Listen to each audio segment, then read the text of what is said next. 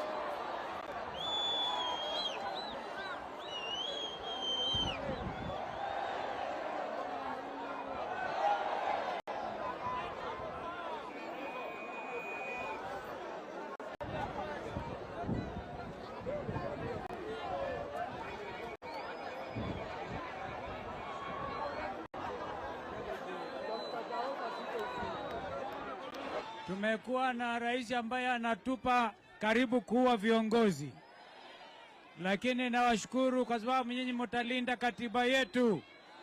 Wangapi tayari kulinda katiba yetu? Yo. Asanteni.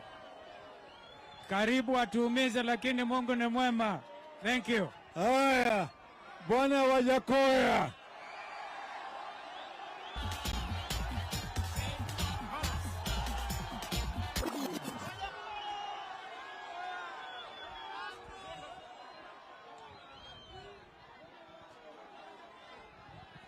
Bangi.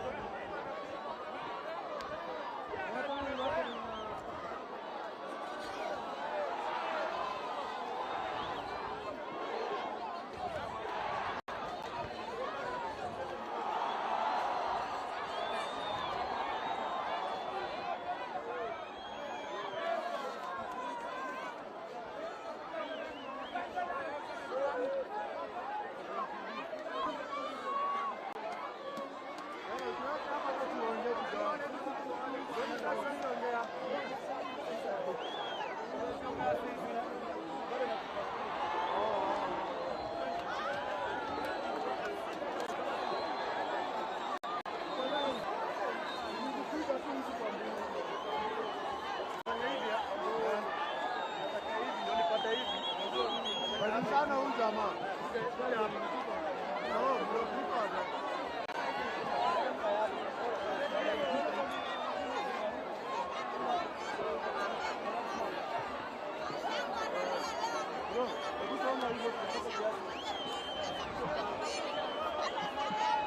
Wanaambia huyu jamaa yuko mjini.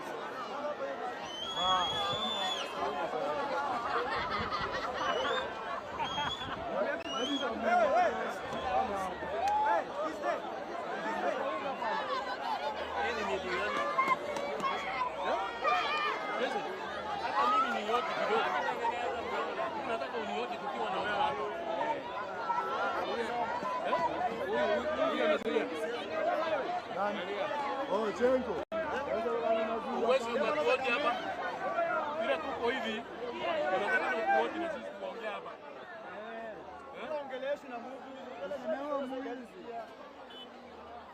Wewe ambia ni Deya ingie bwana. Ambia Deya ingie. Ingia.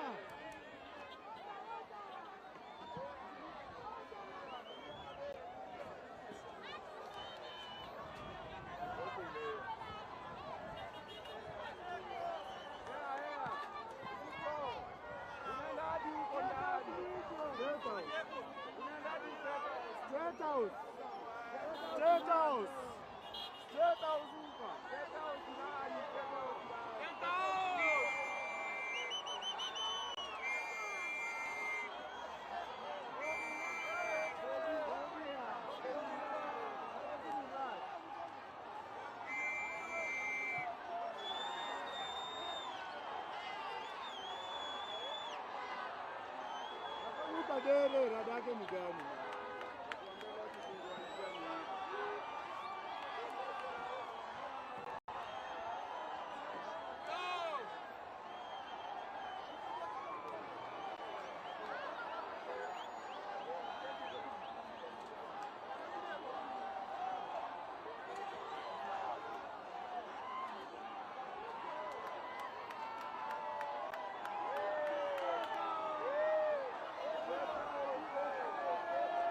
Tuende bwana.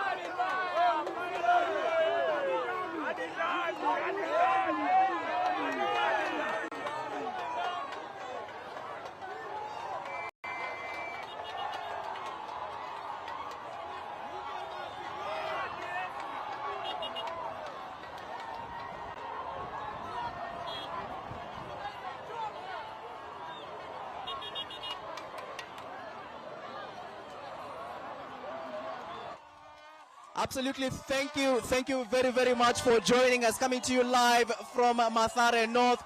These are the scenes here on Mathare North Road. So what we've done currently is we've joined Mathare from the side of Thika Road through Delaru and the Kenya School of Monetary Studies.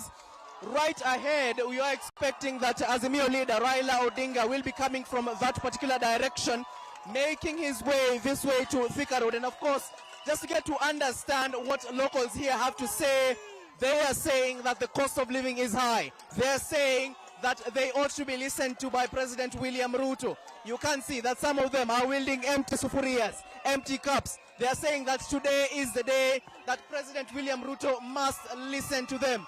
As it stands right now, we can hear, I mean, it's absolutely crazy right here. One man right there actually holds a packet of unga. One man actually holds a packet of unga, just saying that unga has gone high. They need their chances to be listened to. But in a couple of minutes, just around, they're chanting unga, unga.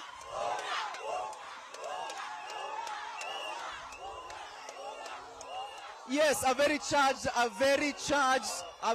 very, very charged crowd here. A very charged crowd here that we are here. Just listen to them. And the biggest challenge here, they were saying, is that the high cost of living is absolutely skyrocketing. Looking at this right now is the fact that President William Ruto and Honorable Rigathi Gachagua, who is the Deputy President, they are also indicating that they must also go home. And the chants continue, and the chants continue through and through and through and through. That His Excellency President William Ruto, they continue to indicate that he is illegitimate. He is illegitimate and must go home. On the other side, just approaching this convoy from this side, is Azimio la Umoja One Kenya Coalition Party leader Raila Odinga. Also making his way is Stephen Kalonzo Musyoka, Martha Karua of the NARC Party, and definitely a couple of senators, leaders and legislators.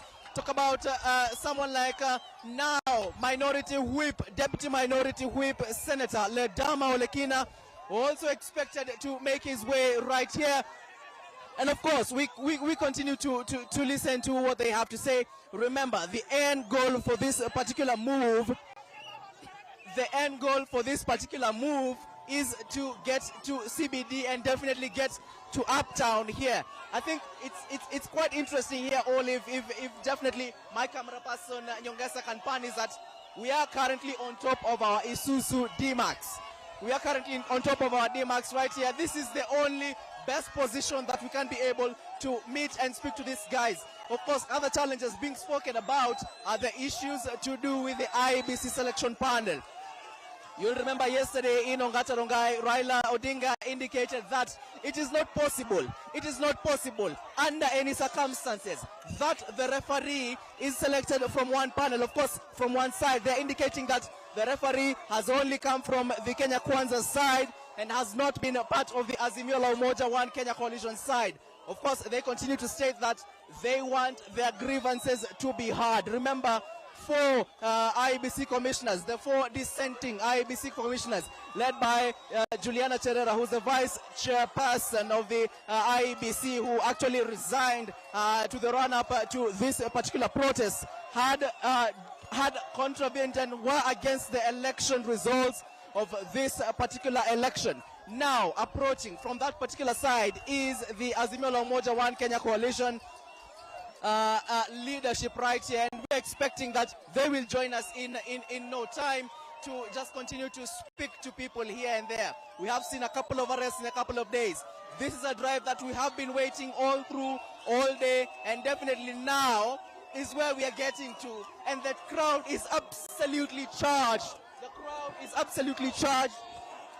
Our driver Alex here has to move a bit. But the chants continue, Olive. The chants continue, Olive, like you continue to hear. The chants continue. I mean, just listening to the crowd itself, it goes ahead to show you of the level of intent that this crowd has right here. The level of intent that this crowd has here. just look at that. There's a sea of Kenyans, of residents from Mathare North. Just in case you're joining us right now, these are live pictures from Mathare North.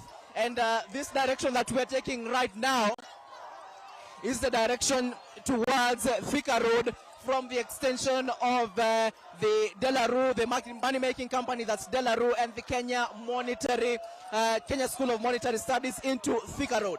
We have made rounds all across, and we've noticed that the police have actually barricaded all major entrances into the CBD. As it is right now, you notice that we have no police presence here in Mathare North. I need to indicate that again. The police have been overwhelmed here in Mathare North as it stands right now.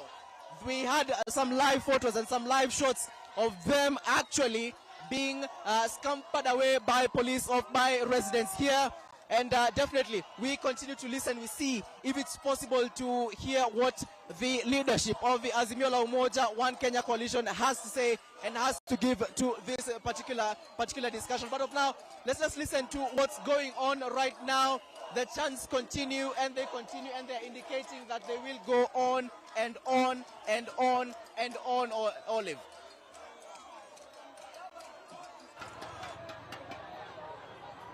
Brian, for that update.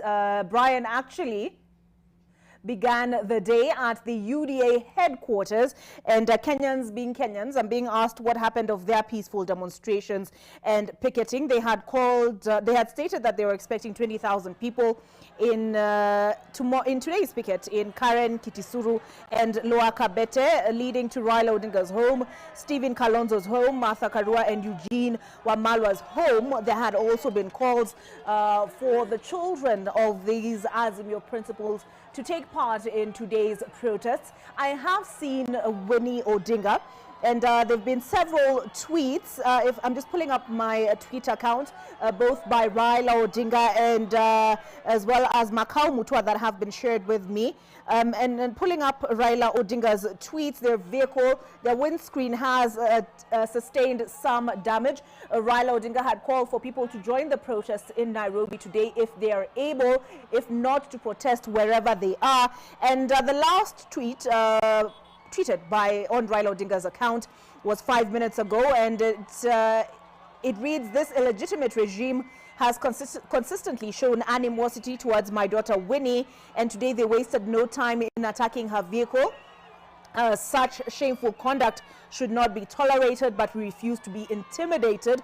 Ruto and his team should be ashamed of themselves." And accompanying that tweet is a picture of a damaged windscreen, a damaged vehicle. But Brian Mushiri told us just now that there in Mathare North, the swell of people has overwhelmed the police. Earlier, the police had managed to contain them using water cannons and tear gas, but as you can see, and as you've heard from our boots on the ground, being Ibrahim Karanja, who's accompanied by our cameraman Eric Isinta, who I must say is one of the foremost cameramen in this country, as well as Dixon Onyango, who is in the company of Vincent Odwor, and we've heard just now from Brian Mushiri.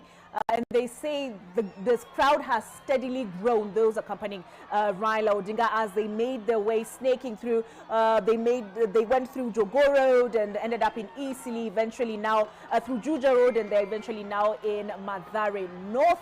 Let's listen into some of the activity on the ground.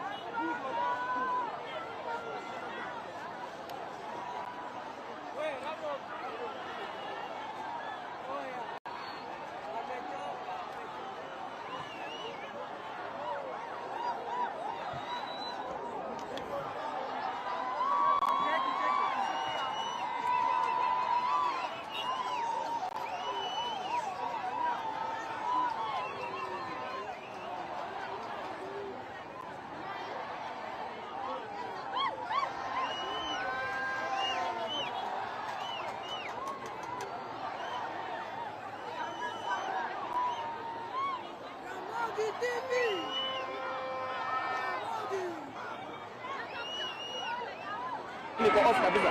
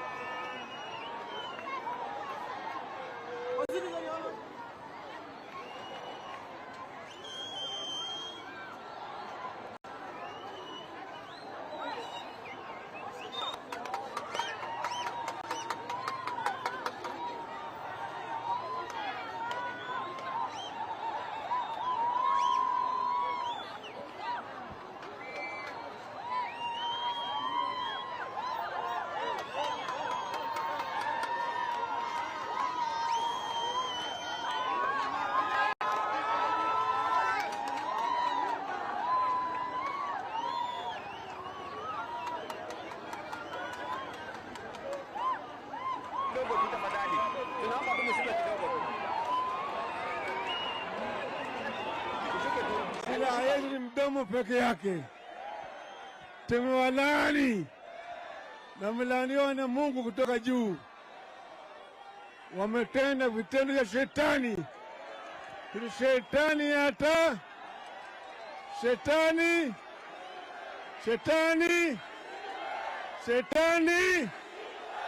na shetani anashindwa. Sisi tunasimama na Mungu ya Wakenya. Nasema Wakenya wanataka ukweli, Wakenya wanataka haki, Wakenya wanataka chakula, Wakenya wanataka maji, wanataka elimu, wanataka matibabu, wanataka kazi. Sio wanataka. Tukidai haya kuna mabaya. Hakuna baya, sio? Hawa jamaa wameshindwa. Wameleta ufisadi mingi, wameleta ukabila mingi, wameleta ubaguzi mingi, lakini sisi tuko na haki. Ndio sababu natoa shukrani sana kwenu. Tulikuwa tunataka maandamano ya amani, jamaa wameleta silaha, wameleta tear gas, wameleta risasi, lakini mambo bado. Hii ni kionjo, sio? Leo ni kionjo, sio? Si leo ni kionjo. Wale ambao wako hapa wakusikia, hapo nyuma tuko na Mama Martha Wangari Karua, tuko na Mheshimiwa Stephen Kalonzo Musyoka, Mheshimiwa Eugene Wamalwa, Mheshimiwa Jeremiah Kioni, Mheshimiwa Lushiri Wajakoya,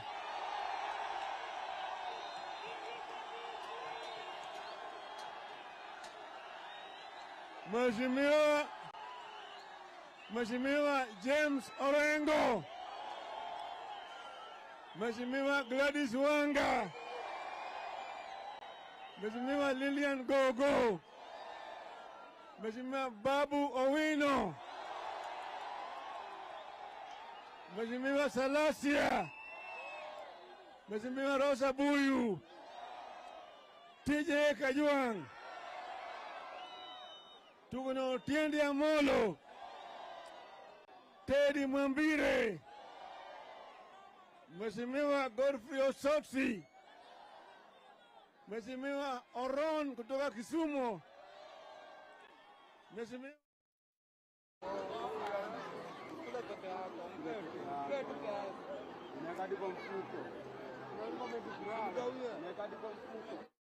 All right, those events transpiring in Mathare North, Raila Odinga's message being Mambo Bado. He says he, Nikionjo, he's talked about the reception they've received, if you can call it that, from the police. He's referenced the tear gas and he's also referenced bullets. The police had declared today's planned peaceful procession to State House illegal, and they said that Azimio had failed to meet the requirements of the Public Order Act Section 5, which requires a 3-day notice and a minimum of 3-day notice, a maximum of 14. The Azimio leader has maintained that they did not need permission to convene and to march, given it is a right enshrined under Article 37 of the Constitution. And he's referenced the leaders that are in his company, you heard him say there, and they include the Siaya governor as well as the Homa Bay governor, whom we haven't seen as much of as Raila has been carrying out his people's barazas, but they were present today.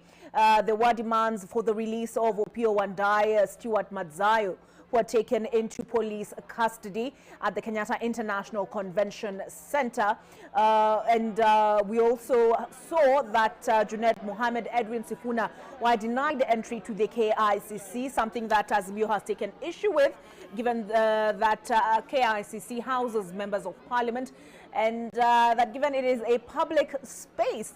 So that is part of the conversation that has been happening today, as Azimio made good on its March 20th pronouncement. They've referred to it variously as D-Day, and Raila Odinga using the phrase that he used in his campaigns for the presidency last year, that being Leo ni Leo. There were calls for their children, those being the principals in the Azimio coalition, to join the protests. I have seen Azimio, I beg your pardon, I have seen Winnie Odinga, being Raila Odinga's daughter.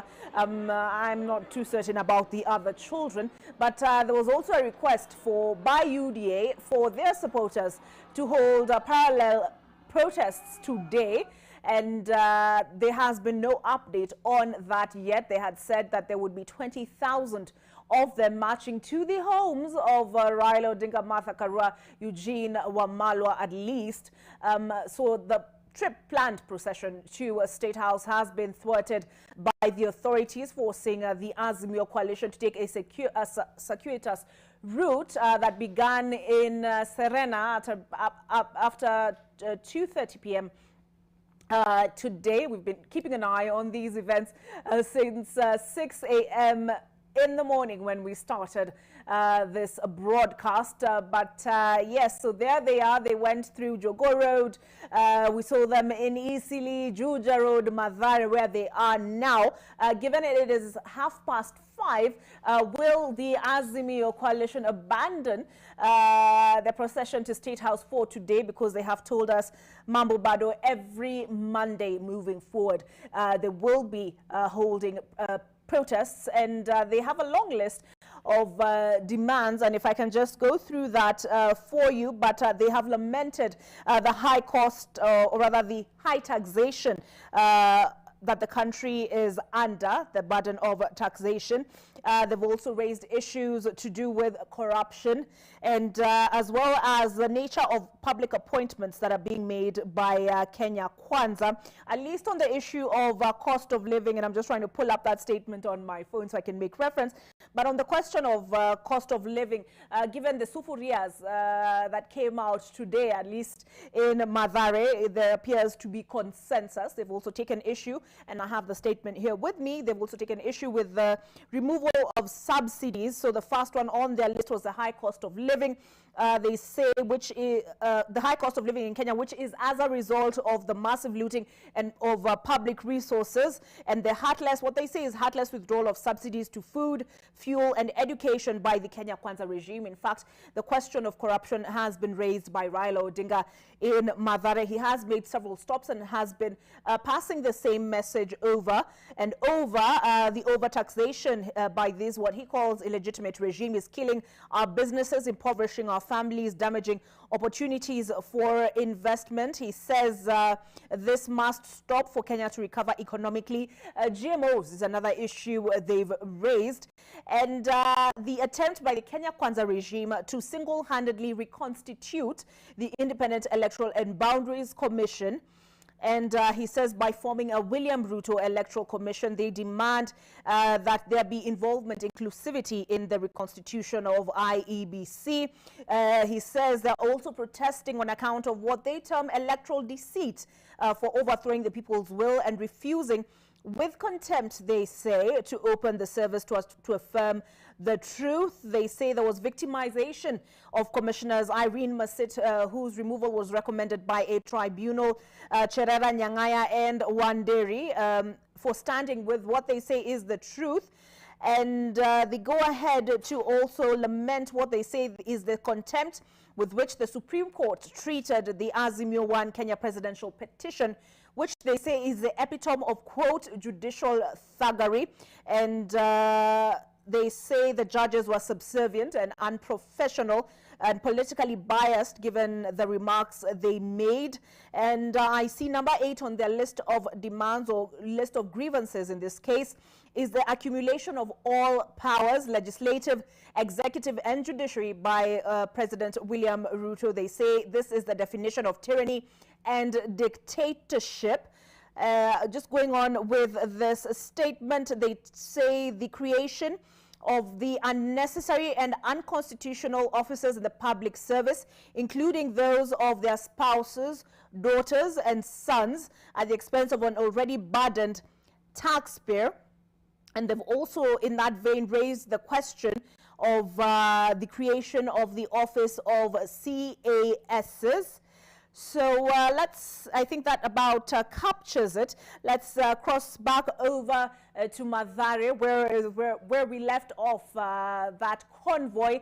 We have, as I had mentioned earlier, and we've heard from them, Ibrahim Karanja, Brian Mushiri, and Vincent Odwor. Let's take a look now and see where they've reached. Ibrahim Karanja had shared a live update of his location. I'm being told they're still in Mathare.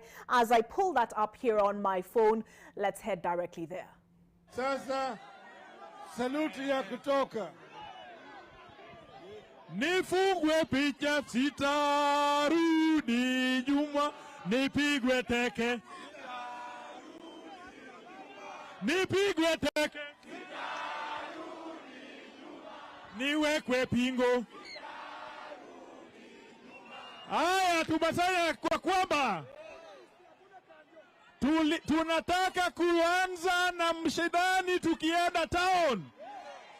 Tutaanza mashidani sivyo? Sisi tusanyane tuende town mpaka tuende State House sivyo?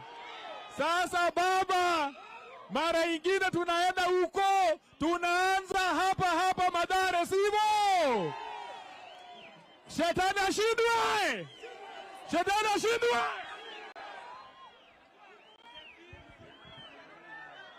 Asanteni.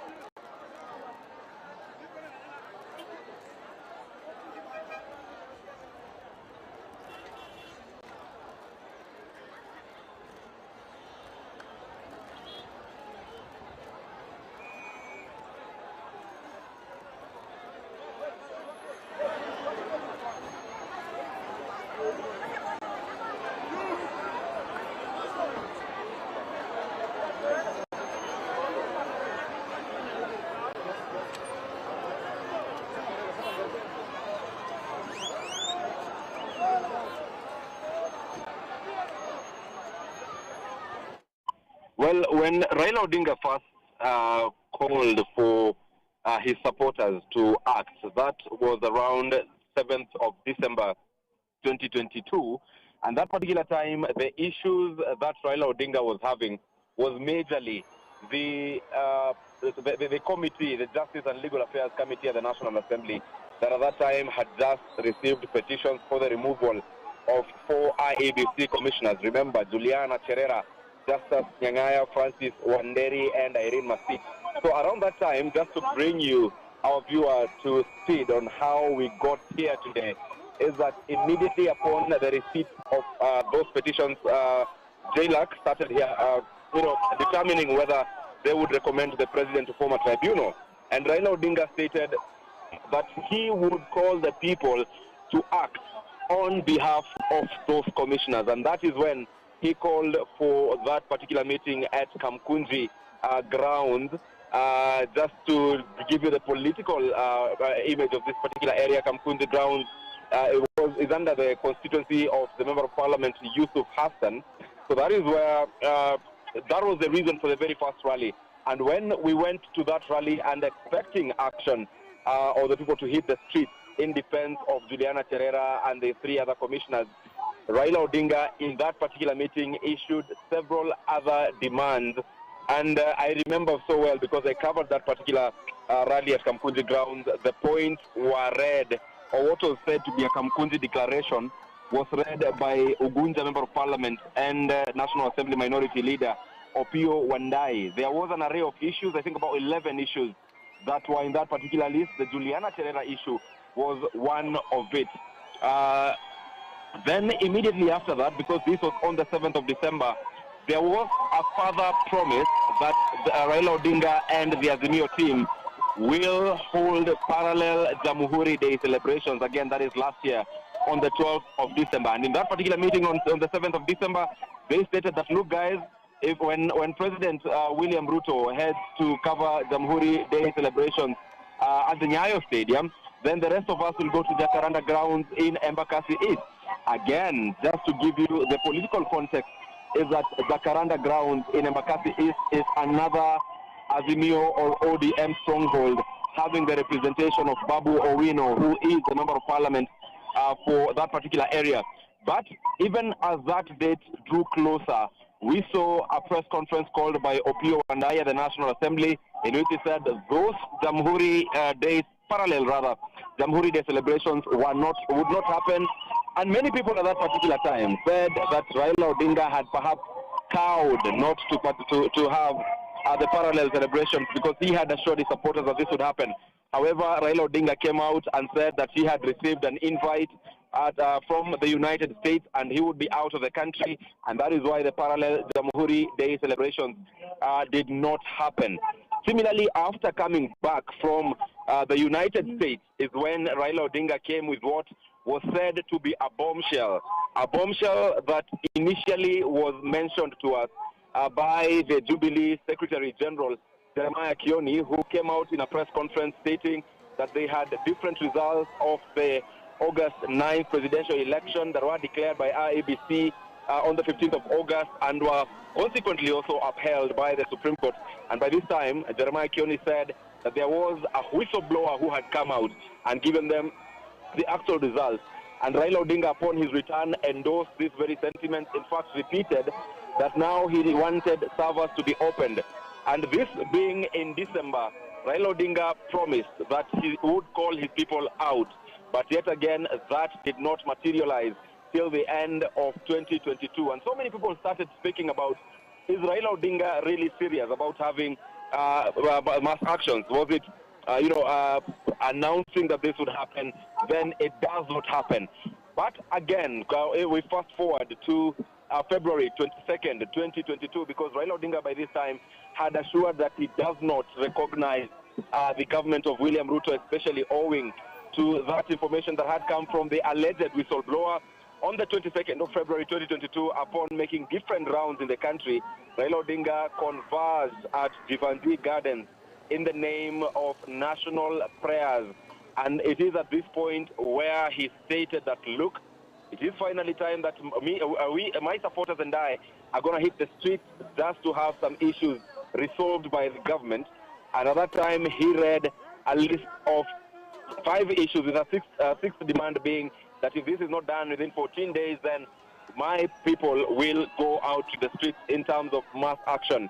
At that particular time, a 14-day ultimatum issued to President William Ruto would then take us to the 8th of March 2022. And so many people were expectant that by the 8th of March, because that is when this was lapsing, that by the 8th of March we would see these protests across the country. I remember we met Raila Odinga when he made that impromptu visit to the Parliament buildings, especially at the Senate, and we asked him, now the 14-day ultimatum you gave is ending, what do we expect tomorrow? And Raila Odinga stated that, look, keep an eye, we will definitely act. The next day, we saw Raila Odinga converge with his supporters again for the launch of the movement for the defense of democracy. And just to hold it right there, I can see the people of Mathare now starting to run again. I haven't seen these running battles for the past about 30 minutes since we entered Mathare, but now we are deep inside Mathare North, and for the first time in about 30 minutes, because we haven't seen running battles between the people here and the police. For the first time in 30 minutes, the people are running back, sort of retreating, meaning that there are police officers on the front side of this particular procession, and of course the intention is to block Raila Odinga from accessing the National Assembly. At this particular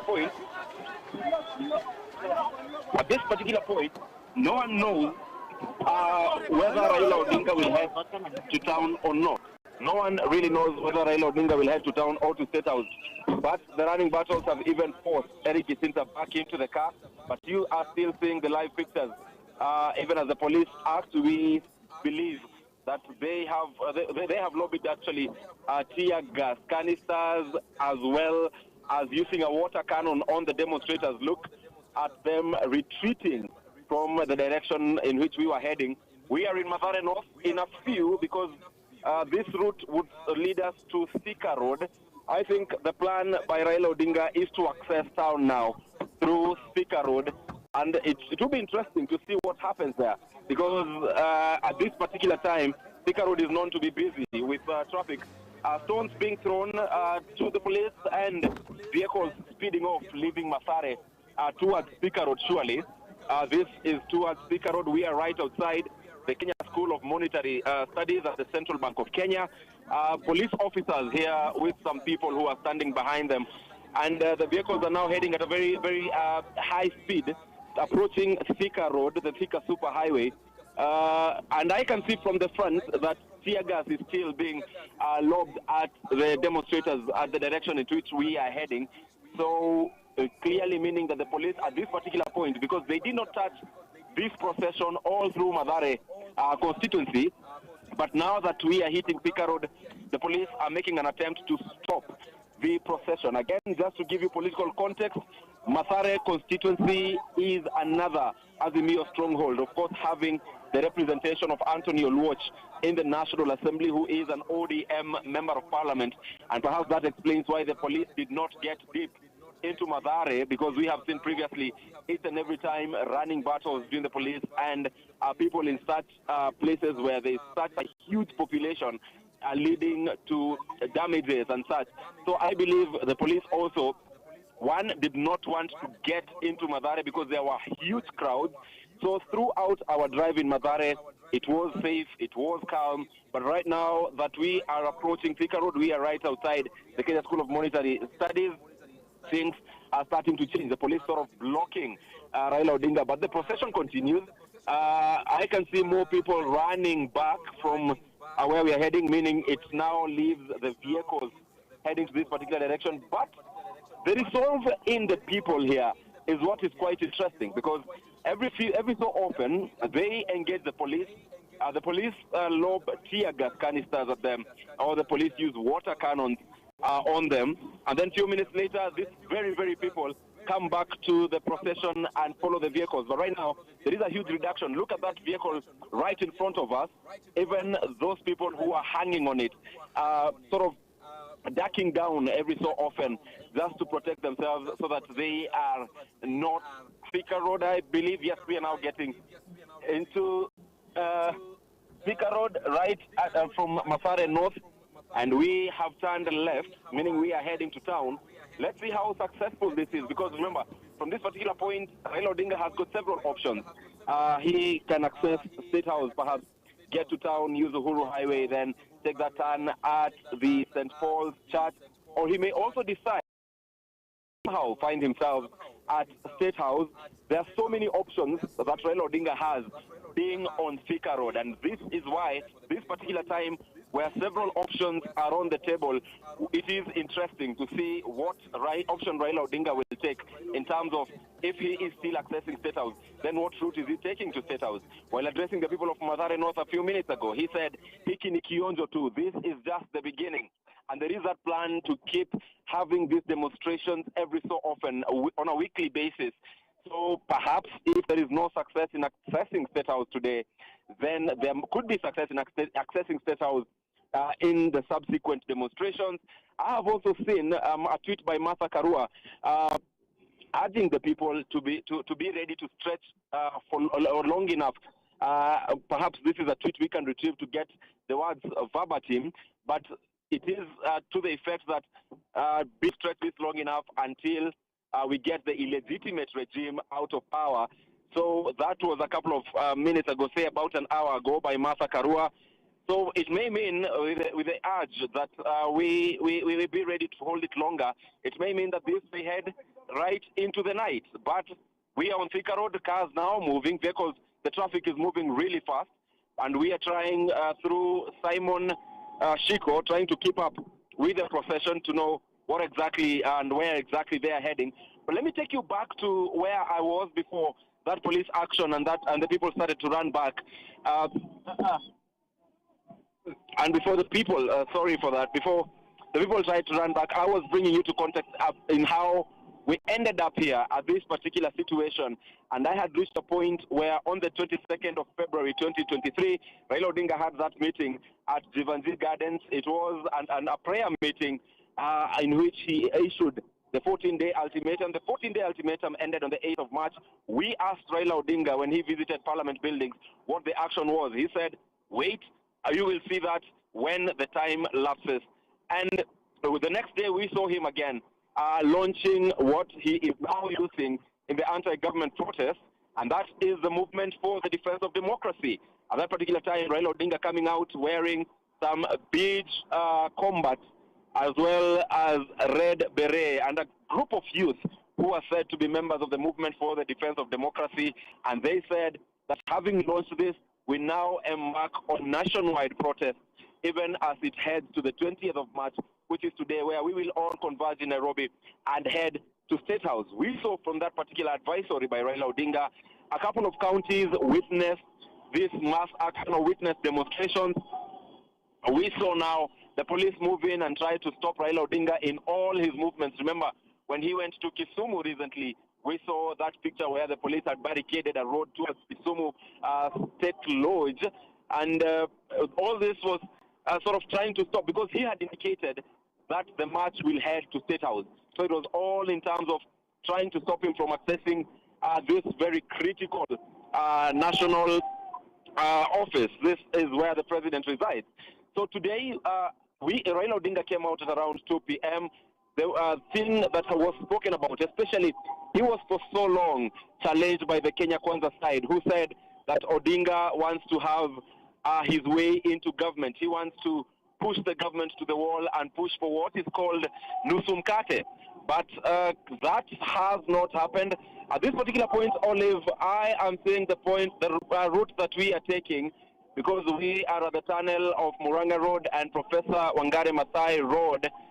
The vehicles in the procession are approaching CBD. They have taken Wangari Maathai Road, if I'm not wrong, because that is, they have actually taken Wangari Maathai Road headed towards Parkland, but we can turn back. We are able to turn back and just get to join the procession, because there is heavy traffic on the route that we have taken. This is quite the moment, because the cars were moving so fast, we lost the direction with them. They have taken the Wangari Maathai Road instead of Muranga Road. So this is all in attempt of catching up with them. And also, remember the challenges of covering such a huge event, a heavy event, live. And Olive, just to try and break down, having taken Wangari Maathai Road means that Raila Odinga still has two options. He can drive towards the National Museum, then eventually decide to take the left route and head towards Uhuru Highway, get to the roundabout, the university roundabout, then take a right towards State House through the St. Paul's Church, St. Paul's Catholic Church. From that route, he can choose whichever route he decides to get to State House. He can also decide to avoid Uhuru Highway and proceed straight towards Riverside Drive, and towards, that is Chiromo, towards Riverside Drive, take a left on Ring Road Kilimani, and then take another left towards Arboretum, which again would take him to State House. The other option is that he may decide to go all the way using Riverside Drive, all the way to that is the areas of Lavington, then make a left turn and another left turn, perhaps using Dennis Street, and then accessing State House. But we are still with him. Whatever route he decides to take, we are slightly behind because of that small mishap that we had. But whatever route he decides to take, we are still with him, and we will cover it live for our viewers, even as Raila Odinga makes true his threat that he will hold these demonstrations. Already you have seen reactions from the government. Deputy President Rigathi Gachagua, while speaking in Mombasa early today, stated that by the time that he was speaking, the country had lost about 2 billion shillings from this particular demonstration. It would be interesting to hear from them on what damage or what losses the country has incurred as of this point, because it has been a whole day of running battles, businesses closed, those who are going about their businesses not being able to. You can see the obvious damages that we have been able to pick are things like the Nairobi County government was not able today to pick revenue, say from parking fees, because the streets were clear. No one had, very few people had their vehicles in the CBD because of safety. The same way, businesses were not running. So from the small traders where the county government would pick the revenue on a daily basis, then all that is lost. And at the end of the day, our business desk, of course, led by the stellar Julian Samboko, would be breaking it down for us to just know how exactly or what the economic damage of this entire day of protest has had on the country. And even as we look at the political side, remember there was that attempt to deflate Raila Odinga by having his people cross over to government. Remember, members of parliament initially elected under ODM crossed over to support William Ruto. Remember, members of parliament under the Jubilee Party led by their director of elections. It is actually unclear whether to still call him director of elections or secretary general, owing to the push and pull that is in the party. That is Kanini Kega. Crossed over again to Raila Odinga, but Raila Odinga stated that, look, I am not with those leaders that you are going with. I am with the people, and the people will support me in the move that I am making. So yes, we are still on Wangari Maathai Road. We are approaching approaching Museum Hill, where we shall be seeing what directions we'll be taking from there. But from now, what we know is that Raila Odinga's attempts to access the CBD, initially he was to access the KICC, he did not.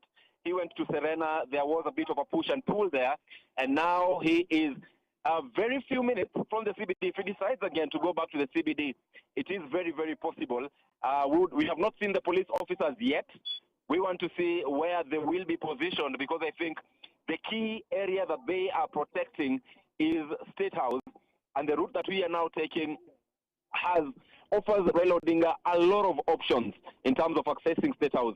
So the defense, the protection, the line that the police will put is what we want to see. Initially, we thought that having taken a completely different route towards Isili, then this journey was not a reality. But right now, look at where we are. We are right outside Parklands Day Nursery School. So very, very close again to the other end in which State House is situated. If all goes well. Those are the police officers blocking the people from going down towards Uhuru Highway, towards the CBD again. So we are seeing that the convoy by Raila Odinga is still on Wangare Masai Road. Yes, lots of people still hanging on vehicles, including our own vehicle. And that is what is happening right now. A whole day of following, a whole day of waiting to see what happens. Remember, our viewer, that today marks the 100th